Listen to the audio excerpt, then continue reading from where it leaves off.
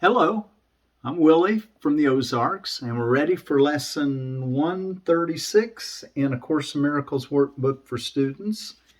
It's May the 16th. Sickness is a defense against the truth. Sickness is a defense against the truth. Before we look at that, let's talk a moment about yesterday's lesson. It was the longest lesson in the workbook. Today's lesson is pretty long too. It's about 3 pages long, but yesterday was a little over 4 pages. If I defend myself, I am attacked. And he was trying to get us to recognize that there's no need to defend yourself. He started off by who would defend himself unless he thought he was attacked, and that the attack is real, and that his own defense can save himself. And so what we need to stop and ask ourselves is, what is it that is vulnerable in ourselves? It's not the true self that was made by God, that's changeless and eternal. Remember, that part of ourself, we can truly say that nothing real can be threatened. But when we believe that something exists that's not threatened, or that can be threatened, we're believing something that doesn't exist, and we're suffering because of it. There at the beginning of the text, it says, nothing real can be threatened, nothing unreal exists. Herein lies the peace of God. Well, we're trying to get a little better sense of this idea that the only thing that you try to protect is the body, that he's saying is not real. Anything that can be reduced to nothing or changed or threatened is not real, because in God's world things are changeless. Love is permanent. So that's a little bit difficult to understand but maybe we can just take it on faith. So a few points that I wanted to say about if I defend myself, I am attacked. That lesson yesterday, in paragraph 8, it starts by saying the body is in need of no defense. This cannot be too often emphasized. The body is in need of no defense. And in this world, we need to remind each other often that we don't need to defend our bodies. And the reason why is because the healed mind cares for the body and makes sure that the body is used when it's needed for something, and when its usefulness is over, who would want to keep it? A healed mind, in paragraph 12, says a healed mind does not plan. It carries out the plan which it receives through listening to wisdom, which is not its own. So we're listening to God's wisdom that we're one with, but the independent self, or the separated self,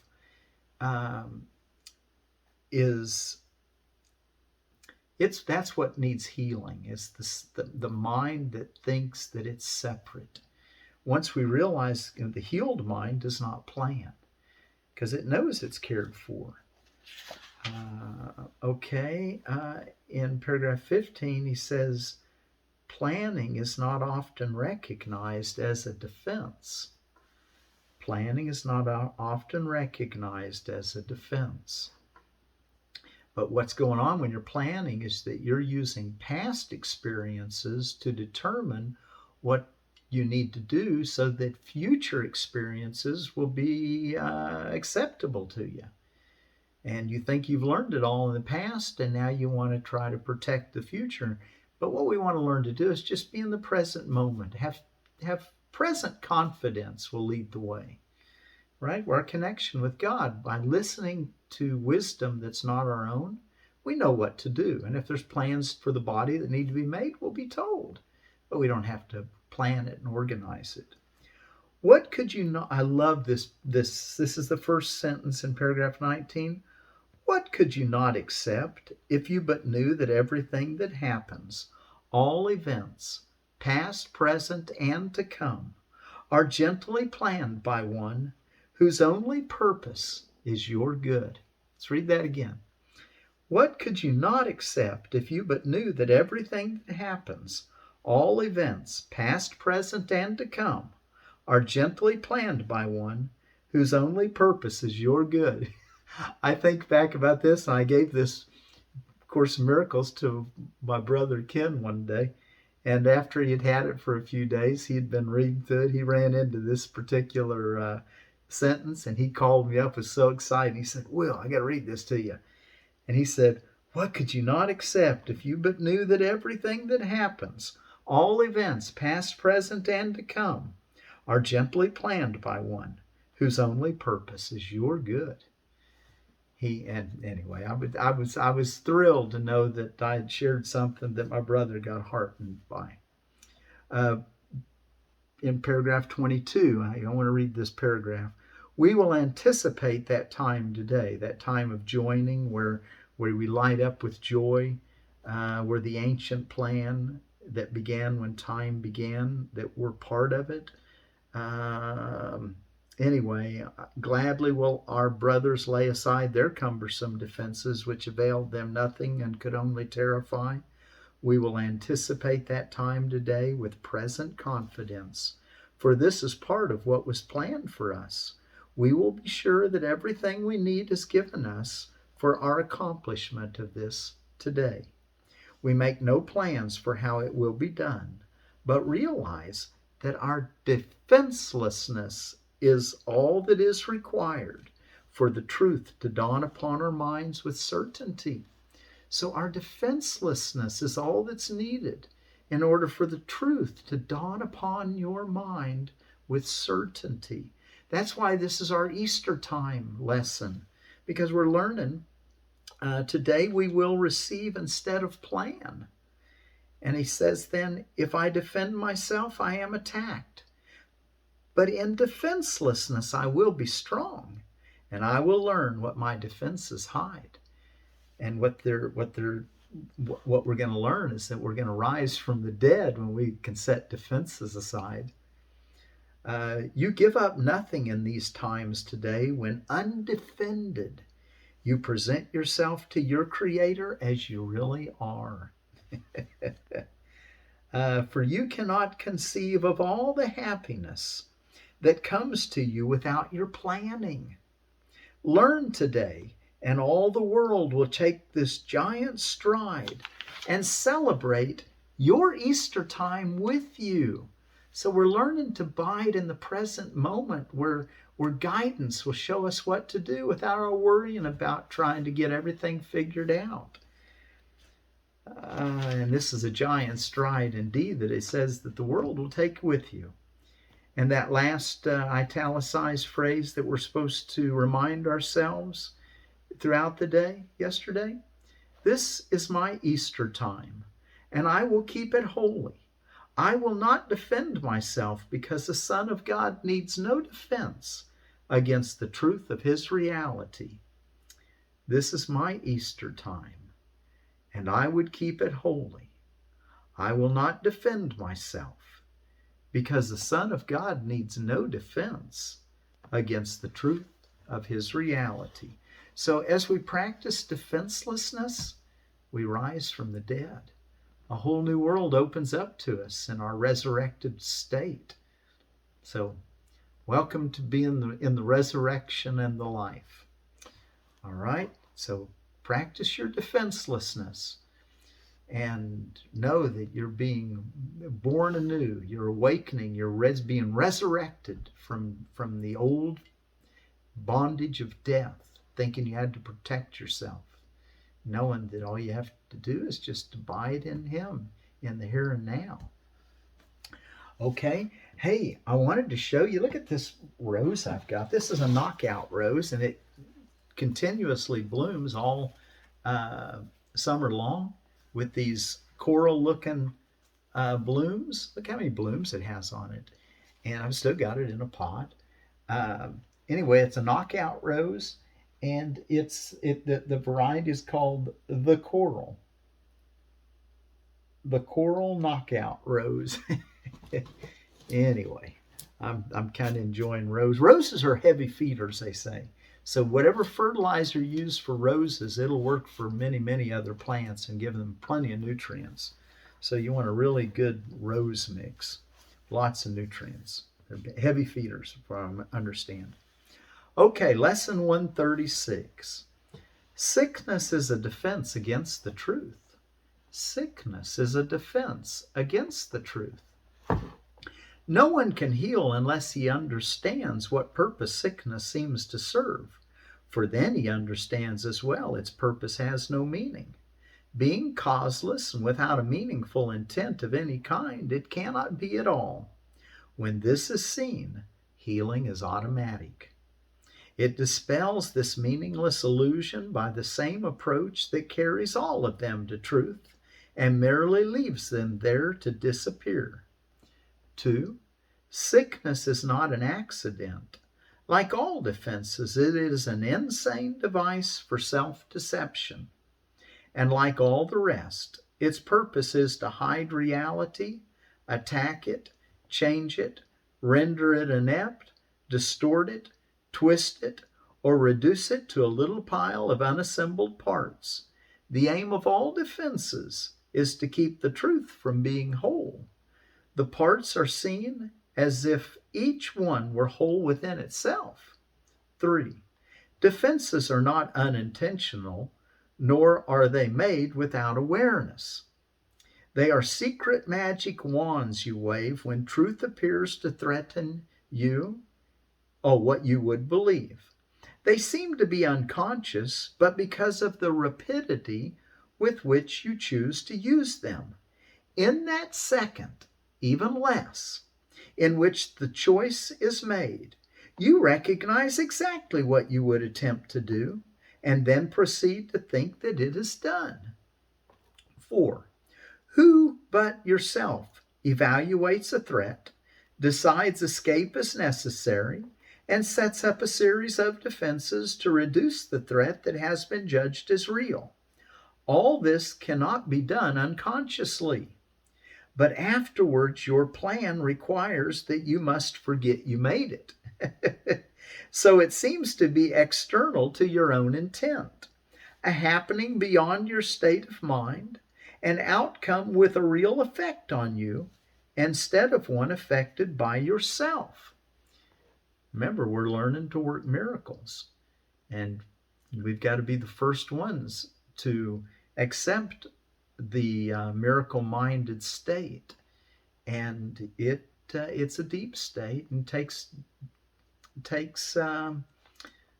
honest inquiry into the self. And it's not, don't be hard on yourself if this is not easy and doesn't come. Just be patient. You'll just be willing, and it'll be shown to you as you're able to see it. Paragraph 5. It is this quick forgetting of the part you play in making your reality which makes defenses seem to be beyond your own control. But what you have forgot can be remembered, given willingness to reconsider the decision, which is doubly shielded by oblivion. Your not remembering is but the sign that this decision still remains in force as far as your decision, or as far as your desires are concerned. 6. Mistake this not for fact. Defenses must make facts unrecognizable. They aim at doing this, and this they seem to do. Every defense takes fragments of the whole, assembles them without regard to all their true relationships, and thus constructs illusions of a whole which is not there. It is this process which imposes threat, and not whatever outcome may result.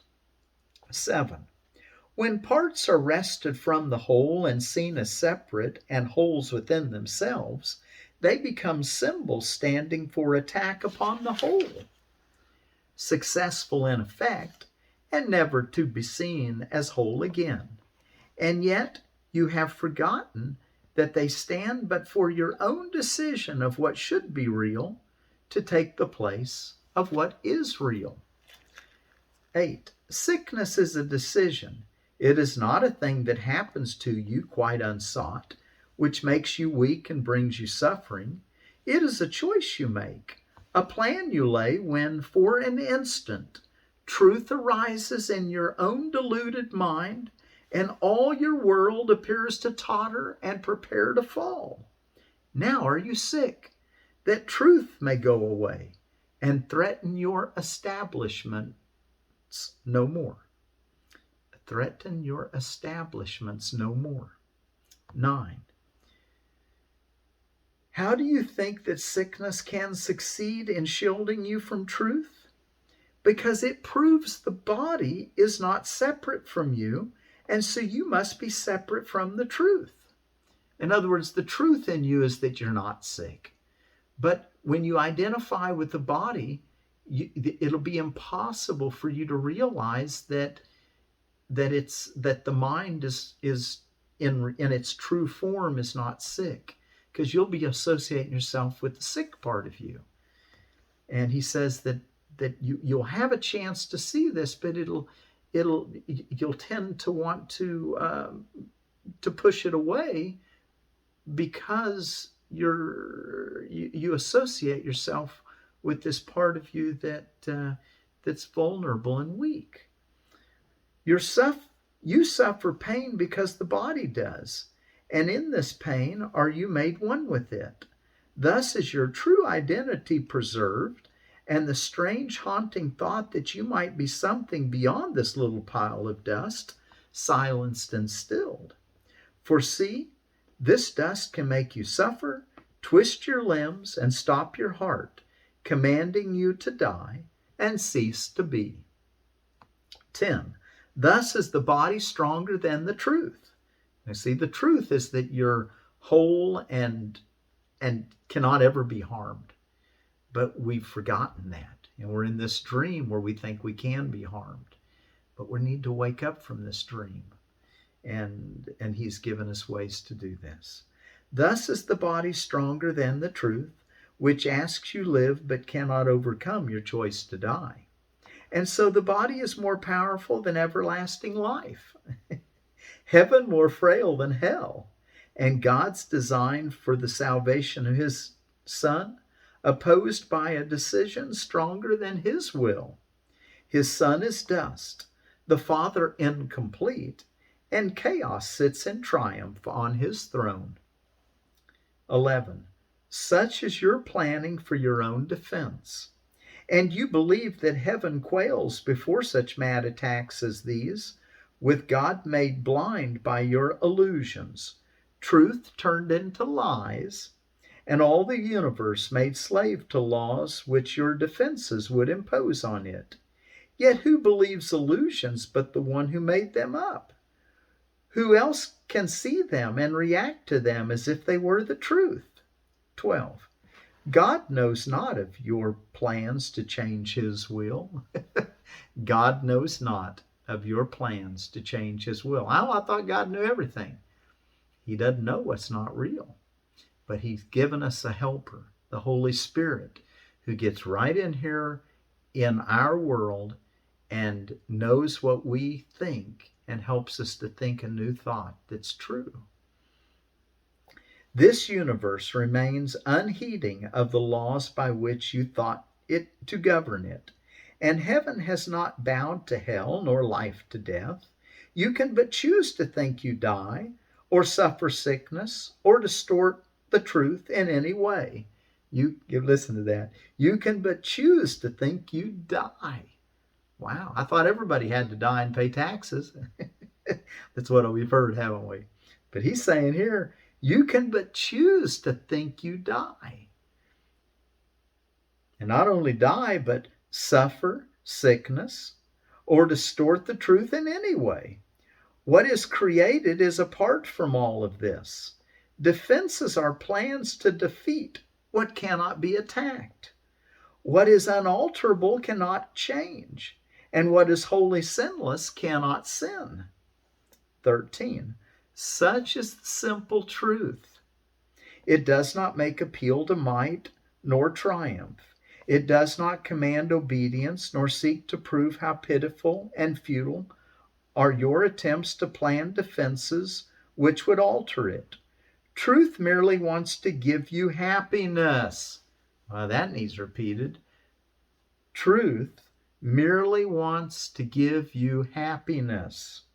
For such its purpose is. The purpose of truth is to give us happiness. Perhaps it sighs a little when you throw away its gifts, and yet it knows with perfect certainty that what God wills for you must be received.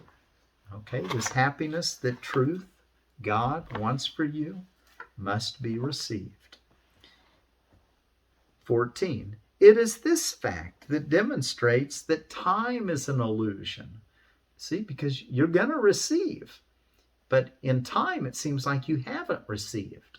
So what's going on is this proves that time is the illusion, because God has never changed his mind that he wants you happy.